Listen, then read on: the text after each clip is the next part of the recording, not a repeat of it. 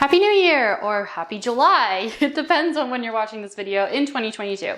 But I promise you that these 4 trends that we're going to cover today, plus the solutions that match them, are going to be useful no matter what time of the year you're at. So let's get into it.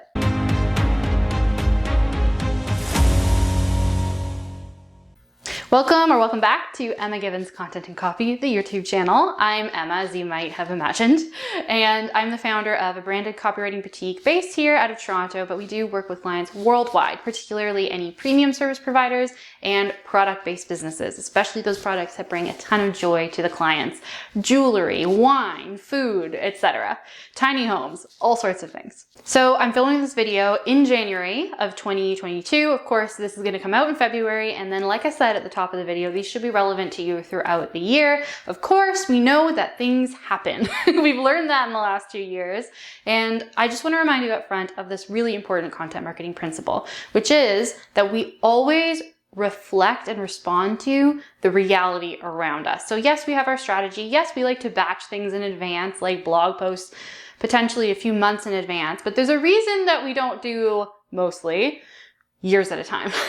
And that is because we're always responding to what's relevant to our ideal customers and to the tone that's in our environment, whether that's online, on social media, in our neighborhoods. So keep that in mind when you apply any of the solutions that I'm going to be talking about for these 4 marketing trends today. All right, so with that out of the way, we're going to dive into the 4 trends and their solutions. And I don't know about you, but I'm already experiencing these 4 trends and have embraced them within my actual team and with our clients. So let's start with trend number 1.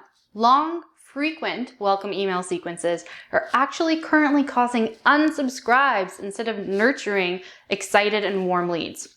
This is not at all what we want. Like, the whole point of a welcome sequence is to welcome someone to your community, to show them the value that you provide, to let them get to know you, to have a little sample, like a bite-sized offer at the end of the sequence. Like, they are designed to take someone from a fairly cool, let's say cool lead, because they're not totally cold. You know, you got them to sign up and give their email address, but we want to warm them at this phase. So that way later on, when you're sending direct sales emails, they are already warmed and as primed as possible given the email environment. Now, hopefully you're also engaging with them in many other ways on different platforms, but when we're talking solely about email, they're a cool lead coming in and we want to warm them up through a welcome sequence. So what do we do now as of today, February 2022, when we're seeing people, unfortunately, unsubscribing from emails because of online fatigue? It's essentially COVID-related online fatigue.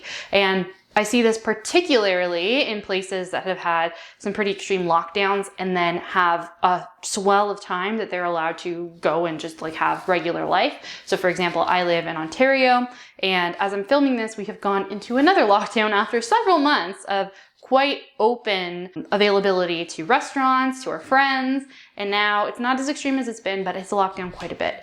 And people are tired of being inside all the time because it's winter. So we're not going to restaurants to their patios because that's what we're allowed to do. But most people aren't going to find a restaurant that has a warm enough patio to make that happen. So we're experiencing a lot of online fatigue as cultures. So what we want to do at this exact moment is to write a single welcome email instead. Okay, so what we want to do if you're seeing this in your list or you want to be proactive is until people have recovered from COVID-related online fatigue, shift your strategy to single welcome emails.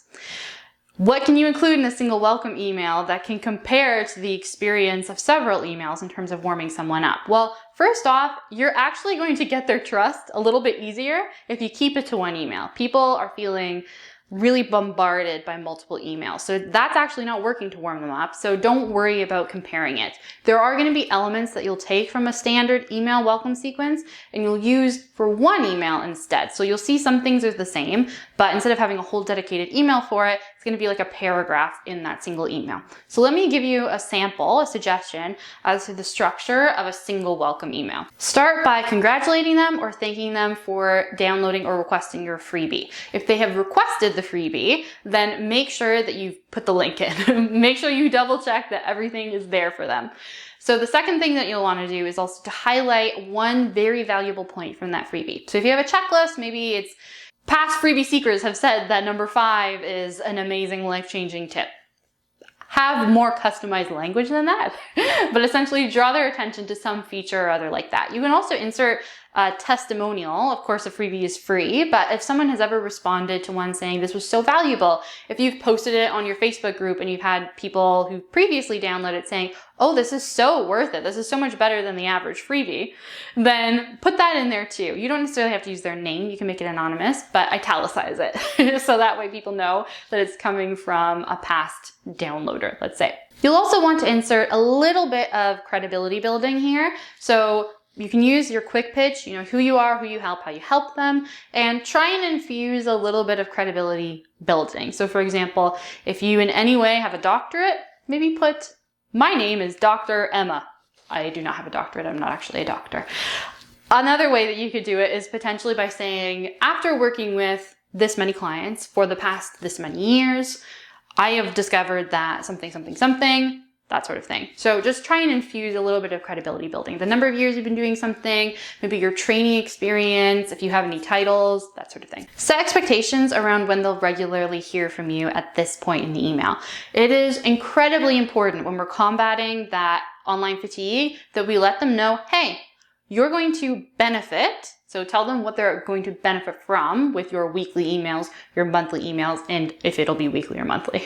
So say every week you'll get new tips on this topic that you teach on, for example. Make sure that you're really, really explicit around what is regular, what is basically your newsletter, however frequent it is, because the transparency makes all the difference in the world. And then finally, in the postscript or the PS at the end, you might actually want to tell them how they can get in touch with you. So if you can monitor that email, like if your company's not massive and you can actually reply should someone send a response in, then tell them to hit reply to this email with their favorite tip from the freebie. Like invite them with some sort of prompt that makes it easy to engage. Or you could potentially say, looking for more support with your service you provide, then hit reply to this email, book a call now, that sort of thing. So you're just kind of prompting them, but make it like a one-liner and PS, like in the PS. Do not emphasize it because it's so early in the relationship, but just give them a little taste of how they can engage with you on a deeper level. All right, so that was the example of how you might use a single welcome email in this current climate. So make sure you're keeping an eye on how online fatigue shifts and change over 2022. And for the latest updates, you can absolutely go and follow me over on Instagram at @EmmaGibbonsWriter, or even better, make sure that you are ready to stay up to date with me by going to emmagibbons.com/letters from Emma, and you will be getting a weekly email to let you know about shifts and trends. You'll get to know about the latest YouTube video that's out on the channel. It happens every Thursday, etc. So make sure that you have signed up. You'll also see this link in the description box. Trend number 2. Webinars and live masterclasses are seeing lower live attendance rates than they did last year. And this might make sense to you after what we just talked about. Long pre-event email sequences are not the fix. I mean, why would you want to spend another hour online at 7 p.m. when hopefully in your area things are a little bit more open, you can go see friends, or you've been working online all day because you're working from home and you're just tired. You want to, play with the dog, play with your kids. So it makes sense. You can understand that, right? And we already talked about email fatigue. So what can we do instead? What's an actual solution for 2022? One-on-one engagement. The reason why this works is because it is getting us through this disillusionment with especially online service providers like coaches. This is your best way to overcome people's skepticism because it actually shows your personality. It's personalized. You're going to be using their name, and it shows that you've taken a little bit of time out of your day to engage with them personally. They are not just a number to you. You are not just trying to add more people to your email list to improve the ratio of sales. You care about the individuals that you work for, and you want to have relationships with them. I mean, I would imagine that's why you're on this channel, because we talk about compassionate copywriting. So this is actually something that will take a little bit more time, but has a much higher return on investment of time compared right now, at least, to writing a fuller email sequence. And for some people, it might be more natural too. If you're pretty good on video or you prefer to speak rather than writing, this will actually potentially work a lot better. So how can you create a personalized video message is essentially what I'm saying. You can use things like Loom, BombBomb Video, Bonjoro. I usually just use Loom because my audience is a little bit more curated. So it's not like a massive number of people. But if you are constantly getting email signups and you want to still maintain this level of engagement, probably use something like Bonjoro, which you can connect to your customer relationship management software. Theoretically, that would be things like Dubsado, Honeybook. Double check your software's integration, but theoretically you can connect Bonjoro with it. So it will let Bonjoro know, oh, there's a Bonjoro to do. I better send out an individual, like, thank you for signing up. I can't wait to see you video. Let me tell you what to put in the video. 1, say the name of the person that you're making the video for. 2, in the rest of the video, you can use the same script essentially, and make sure that you highlight one reason why they need to come live, because live attendees of webinars and masterclasses are far more likely to convert. So you really do want to get them to attend live. And finally, ask them a question with the intention of getting a response. Because if you can create a relationship, if you can get a conversation going, it's gold. The result of one-on-one engagement videos is they will feel connected to you, you'll feel connected to them, and they'll trust you more than anyone else in your space, especially if it's a high skepticism space, let's say like coaching. Trend number 3, social commerce is accelerating rapidly, and not just if your ideal audience are millennials and Gen Zs or Gen Zs. So what is social commerce? Social commerce is selling your products or services directly through a social media platform. So they don't actually have to leave the platform to purchase. The fastest example I can give you, at least as of right now, when you're seeing this in February 2022, I would imagine if you're watching it as it's come out, is Instagram Shops. Everyone has seen them at this point. So make sure that you are thinking about this, especially if you're a product-based business owner, because it's already on its way. So 73% of businesses already have social commerce strategies in action. As of the filming of this video, it's expected to hit 79% by the end of the year. And as soon as these are open for services, it's just going to absolutely explode. It's going to be, you're not going to have an option. You're going to have to be enabled to do this. So product-based businesses can currently use Instagram and Facebook selling features to sell directly through the platform. Services are not allowed at the moment of me filming this, but expect to see this change. And right now, what you can do to make sure you are ready when the time comes is to start using things like the link in your stories to at least shorten the time between them seeing your service talked about on stories or on your feed to being able to purchase. So there are fewer clicks or fewer steps. They don't necessarily have to go to your profile, then the link in bio, then find the right spot, then go to the page. By using that live link in your stories, you're going to shorten the steps that it takes. And that makes a lot of difference in terms of people booking discovery calls or even those kind of bite-sized service offers that they can book directly without having a consult with you first. And the other thing you want to do now is to make sure you have a content marketing strategy on the go. So let's talk about that for both product and service-based businesses when it comes to social commerce. So your solution for trend number 3 is this.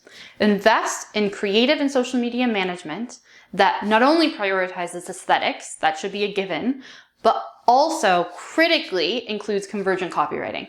Captions that convert are not optional in 2022, especially if you are actively selling on social media platforms. So we were preparing for this all of 2021 with existing clients, and we're so excited that as of 2022, we have open spots for our social media management services to the public, not just existing clients. So as of me filming this right now, we have usually about 2 spots per quarter. This may be changing by the time that you watch this video if it's a little later in the year, but I'm going to put a link in the description box below so you can learn about how we actually incorporate conversion copywriting, branded conversion copywriting into our creative and social media management services. This is not optional anymore. You need to have captions that are actually structured to sell directly on social commerce, as well as to improve your engagement rates and growth overall. And that is what we do. So I really, really strongly invite you to learn more about it. Click on the link below and we can chat one-on-one. We've arrived at trend number 4 for 2022. And that is direct to consumer selling is absolutely booming. So that means that rather than selling through sites like Amazon, where consumers are really skeptical about their ethical practices, or through sites like Airbnb and Etsy that sometimes have extremely frustrating policies, I'm thinking particularly of Airbnb here, for the business owners themselves, Business owners are taking back control and making their clients a lot happier by actually creating their own websites or just optimizing their own website and putting way more effort into it than trying to look better on Amazon, Etsy, Airbnb, all of these different like aggregate sites. I promise you that investing wisely in this, which means SEO best practices, conversion copywriting, a strong brand image online, and beautiful web design, by making sure that you're prioritizing e-commerce on your own website, you'll see an increase in profit, you'll see an increase in your peace of mind as the business owner, and your customers will end up paying fairer prices and being a lot more satisfied with their purchases. So what do you do right now? Well, like I said, you invest in those core areas to optimize your site. That's something we can help you with when it comes to SEO best practices and conversion copywriting. And we can also direct you to some of our partners as well who specialize in things like service-based business owners, product-based business owners specific to food. Like, we can give you some really good recommendations around what will suit your specific brand. And the other area that you want to put a lot of attention on is to redirect your whole marketing flow to your website. So this is a little bit of a balance with social commerce, but instead of sending them to places like Amazon or just relying on social commerce, which is extremely risky because we've all heard of people getting locked out of accounts, people losing accounts with thousands, like tens of thousands of followers. I have seen it. It has been very devastating for the people involved.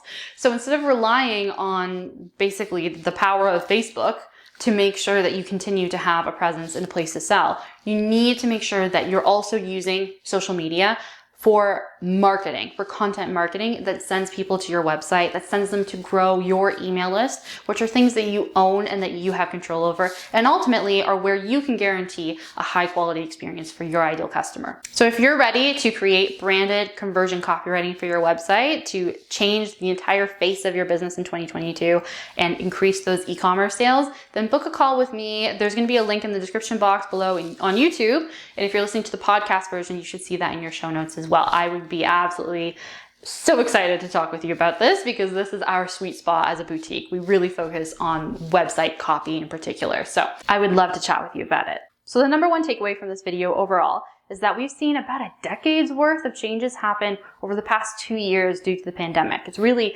escalated the online business space. So marketing and sales online are really, really different than they were 2 years ago or even last year. And they're probably going to keep changing at this rate throughout 2022. So the one thing you really need to know is that copywriting touches everything that we've talked about today. All four of those trends are directly connected to copywriting. So obviously, writing expertly crafted welcome emails, writing video scripts, using branded conversion copywriting captions instead of just, I don't know what people have been doing on their captions up until now, honestly. Sometimes I'm confused if they're businesses and there's not actual copywriting in there, and I can tell, obviously. And finally, of course, direct-to-consumer e-commerce, because you're going to have a website full of copy intended to build trust and to make the sale.